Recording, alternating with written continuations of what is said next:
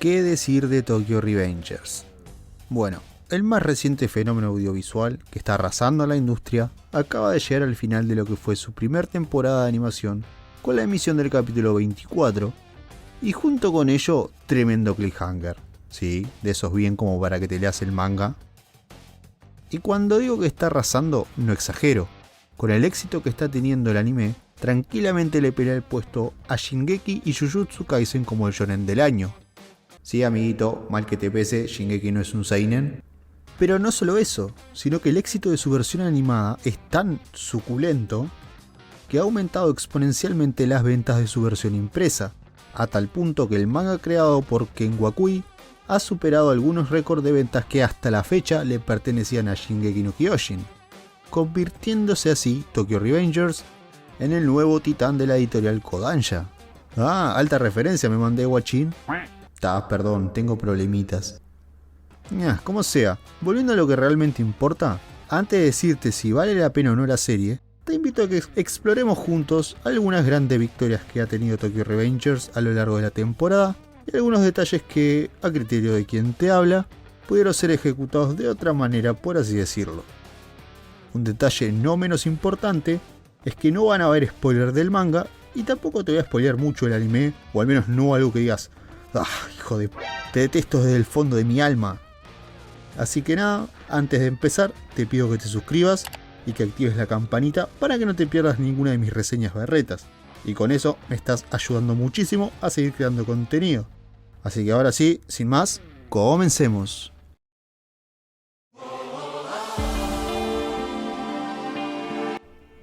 La estructura de Tokyo Revengers es un tanto particular, tanto la idea y su ejecución, como también en su ritmo narrativo. Si bien en un principio la premisa se resume en el conocido, viejo y recontra quemado concepto del prota tratando de rescatar a la damisela en peligro, rápidamente la serie da un giro de tuerca que, sin olvidar su conflicto principal, deja el mismo en un segundo plano para contarnos que Takemichi Haganaki, su protagonista, no solo debe salvar a Tachibana, sino que debe intentar salvar a toda la Tokyo Manji Gang antes de que caigan en desgracias y se conviertan en víctimas de las circunstancias y de las manipulaciones de Yoshikage Kira, de Kisaki. Perdón, es que me traicionó el inconsciente, sepan entender. Pero lo que vuelve particular a esta serie es el recurso de los viajes temporales como el eje central de la trama. Personalmente siempre digo que involucrar el concepto de los viajes en el tiempo no es una buena idea, ya que siempre genera confusión, termina dejando cabos sueltos y termina generando incongruencias. Por ponerte unos ejemplos rapiditos, esto pasa en Dragon Ball con la saga de Cell o más recientemente en Super en la saga de Black. Y cómo olvidarme de Eren, que por si acaso ya le dediqué un video al final de Attack on Titans, link por acá arriba. Chistes y complejos personales aparte, en este caso y para mi grata sorpresa, me encuentro con esta obra que hasta el momento no presenta dichos problemas, tanto en su versión animada como en el manga. Si bien la serie se construye en base a cierto hecho que hasta la fecha no tiene explicación, léase, Naoto nunca pudo haber salvado a Takemichi porque en la primera línea de tiempo ya había muerto. Esto no daña la historia ya que queda como un hecho aislado del primer capítulo y justamente no vuelve a ser abordado, lo que en este caso termina siendo un acierto por parte del autor. Además, el entre comillas poder de Takemichi es eso, un recurso narrativo, no lo beneficia en nada a la hora de los conflictos ni le da una ventaja luego de que vuelva al pasado. Aparte, dicho poder no es algo que él pueda entender, tampoco es explorado ni es algo que tenga que entrenar para mejorarlo. Este concepto me terminó pareciendo algo muy fresco para los estándares de los shonen actuales, ya que Tokyo Revengers no deja de ser un shonen neketsu, pero uno particular o diferente, porque además de los viajes temporales, es uno que no tiene poderes, no hay power-ups, no hay arcos de entrenamiento, son solo adolescentes entre comillas muy grandes, normales, jugando a ser gangsters y conflictos entre pandillas.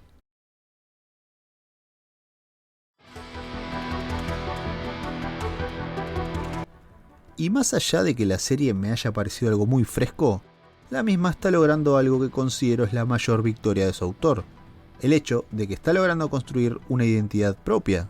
Y esto es algo que muy pocas obras han podido lograr a lo largo del tiempo, ya que muchos de los shonen actuales son derivativos de o están influenciados de forma directa o indirecta de otros más antiguos, siguiendo así un cierto camino ya más o menos establecido. Pero Tokyo Revengers, al menos en cuanto al concepto general, no es algo habitual de ver, ya que de por sí, con la narrativa de los viajes temporales, se diferencia enormemente del resto, ya que no es algo muy común, y haciendo memoria, la única obra que se me viene a la mente que haya usado este recurso exitosamente como el eje central de la trama y que haya sido bastante popular es Steins Gate, pero ni siquiera es de la misma demografía, ya que este es un seinen, y si a esto le sumamos el concepto de las pandillas en un mundo medianamente realista, realmente no se me ocurre, o al menos yo no conozco, algo que haya sido parecido. Por eso me refiero a que esta identidad o particularidad es la gran victoria de su autor.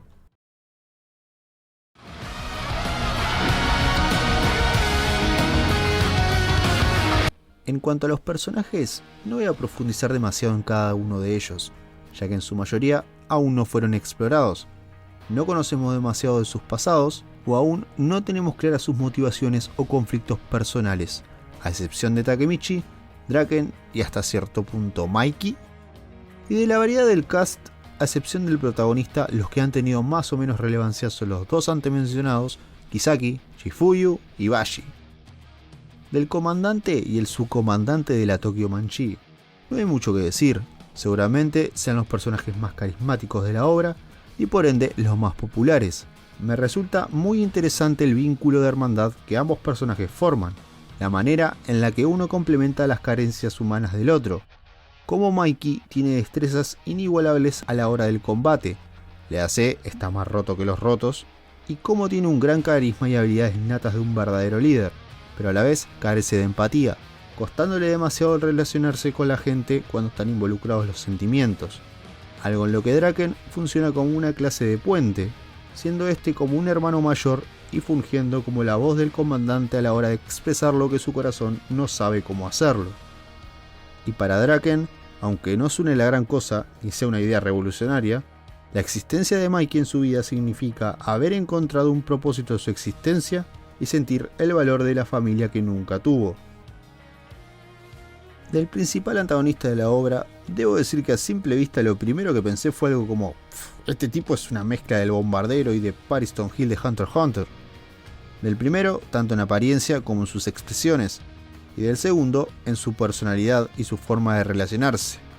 Pero dejando de lado su diseño, me pareció excelente que el mismo funcione como una especie de contraparte de Takemichi, que si bien a primera vista parecen muy diferentes, cuando lo empezás a visualizar a fondo, no son tan distintos.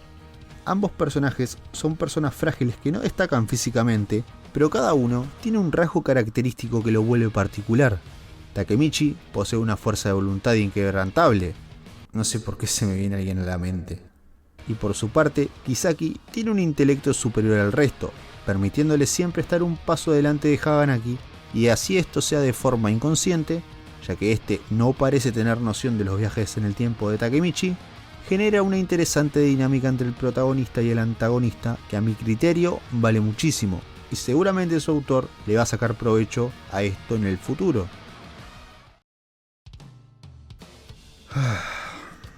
En este punto creo que empieza lo polémico, y quizás me meta en problemas, pero voy a seguir siendo fiel a mi estilo de destacar tanto lo positivo como lo negativo, así que no me interesa tener a todos contentos. Bashi como personaje cumple, pero Bashi como un todo, como ese todo que el autor quiere mostrarnos con todo su arco personal y con el impacto que debería generar su resolución en los personajes, creo que falla bastante. Para ponerte en perspectiva, voy a citar como ejemplo a una obra que cuando hace mal las cosas es el ejemplo perfecto de cómo destruir algo, pero cuando su autor las hace bien, te vuela tanto la cabeza que decís, Kishimoto no puede ser tan hijo de tu... Es como si el arco personal de Itachi se hubiese resumido en máximo 10 capítulos, siendo generoso, y pasemos del ninja despiadado en busca de poder al héroe en medio de las sombras que carga con todo el solo sobre sus hombros y es recordado como un campeón, dejando a los demás personajes medios traumados en el proceso. ¿Qué? O sea, man, yo al menos quedé como, ¿qué carajo está pasando acá? Terminó siendo ridículamente rápido cómo Bashi pasó de presentarse, ser un traidor, al capaz que no es un traidor, desaparecer unos capítulos y volver para ser el héroe encubierto. Por eso dije al principio que si a Bashi no le hubieran dado la entre comillas relevancia que le dieron, quizás todo esto no se hubiese sentido tan abrupto, pero en la forma en la que el autor lo desarrolla, se siente que va todo muy rápido. Y para ponerte un ejemplo bien claro de esto, está su despedida con Takemichi. La misma prácticamente no tiene bases, ya que pasa en cuestión de un par de capítulos de ni siquiera registrar al protagonista a confiarle su legado y tener una última charla que ni siquiera tuvo con Mikey. De todas maneras, te vuelvo a aclarar, no creo que Bashi sea un mal personaje, sino que para la importancia que se supone tiene en la historia, el personaje es un conjunto de muy buenas ideas pero ejecutadas a un ritmo ridículamente rápido. Y no puedo hablar del capitán de la primera división de la Tokyo Manji sin hablar de este otro personaje. Realmente respeto a la gente que le gusta Kazutora, pero en mi humilde opinión, el personaje no funciona. Es un personaje demasiado inconsistente, a tal punto que parecen dos personas completamente distintas al empezar y al terminar el arco del Halloween sangriento. Y capaz que más de uno me viene a decir que esto se llama desarrollo de personaje, pero este no es el caso, porque al menos no es un desarrollo orgánico dadas las bases del personaje. Este se nos es presentado como un pibe que claramente tiene problemas psicológicos importantes, que dicho sea de paso me parece una idea más que interesante, que de nuevo el autor falla en su ejecución. Kazutora es alguien súper impulsivo e irracional, pasando de un extremo al otro en sus acciones sin siquiera preguntarse en el proceso si lo que hace es lo correcto, a tal punto de convertirse en un homicida, porque más allá de la resolución de Bashi en el último momento, el resultado iba a ser el mismo, y luego Takemichi le dice unas palabras narutescas y el tipo cambia totalmente de perspectiva al punto que se le va casi que por arte de magia el odio irracional que le tira Mikey. Porque de nuevo, acá tampoco el protagonista tiene un vínculo cercano con Kazutora como para que pase todo esto de manera lógica. Pero distinto hubiese sido el caso si el que lo hacía cambiar de parecer era, no sé, Draken o Mitsuya, dados sus vínculos de amistad forjados desde su infancia. Por eso digo que si esto no son dos personajes distintos, me voy y vengo otro día. Pero más allá de los dos personajes antes mencionados, no todas son victorias.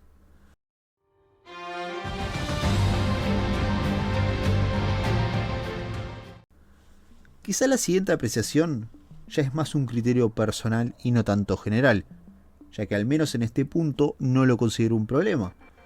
Pero siento que el ritmo narrativo tiende a ser bastante lineal, repetitivo y por consecuente predecible.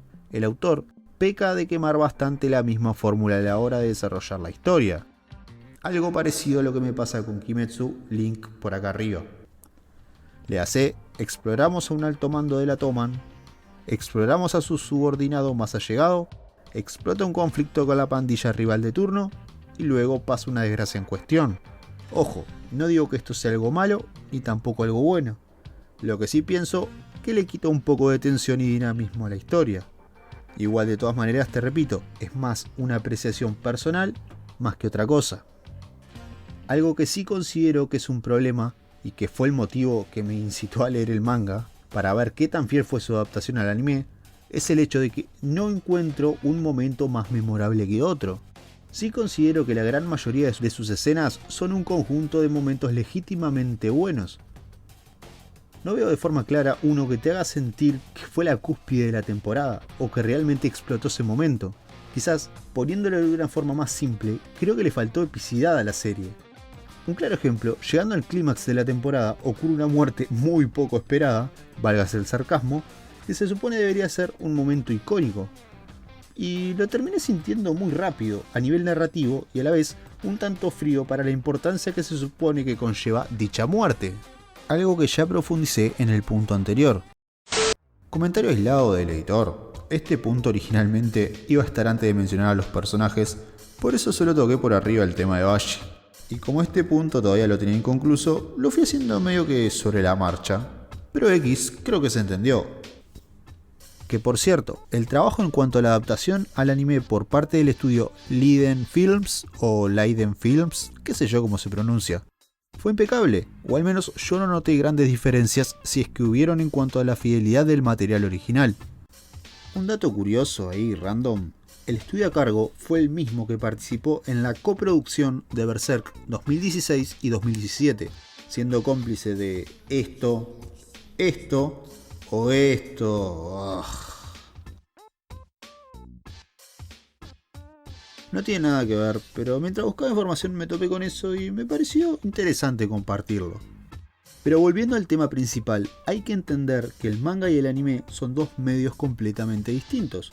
Que dicho sea de paso, un mangaka no tiene la inmensa variedad de recursos que sí tiene un estudio de animación a la hora de darle ese toque de epicidad a una obra. Algo que la casa animadora no puede permitirse desaprovechar.